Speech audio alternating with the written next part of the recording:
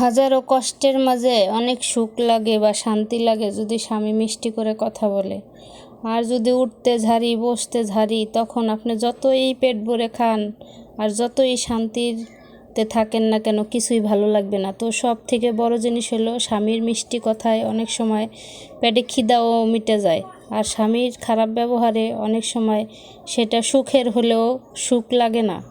আরও যদি মনে করেন শ্বশুরবাড়ির সবাই যদি সেই সাথে তাল মিলায়, সংসারে যদি একজন ভালো থাকে, সবাই মিলা মনে করেন সেটাকে এই মানানো যায়। কিন্তু ঘরের যদি প্রত্যেককেই একটা বউর সাথে খারাপ ব্যবহার করে, সেই বউটার কি অবস্থা হয়। তারপরেও সেই স্বামী যদি সারাদিন পরেও একটা মিষ্টি কথা কয়, অনেক ভালো লাগে। তো যাই হোক, সবাই তো আর এক হয় না। তারপরেও আমি সবাইকে বলবো, তারপরেও মেয়েরা চেষ্টা করে হাজারো কষ্টের মধ্যে সংসারটা যেন সুখী হয়, সবার মুখে যেন হাসি ফুটে।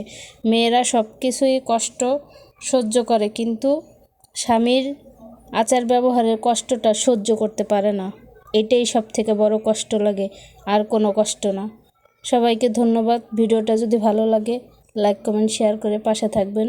সবাই একটু ভিডিওগুলো দেখবেন। সবাইকে অনেক অনেক ভালোবাসা ও ধন্যবাদ। আর সবাইকে ভালোবাসবেন, পাশে থাকবেন, এইটাই চাই। সব শ্বশুর শাশুড়ি সবাই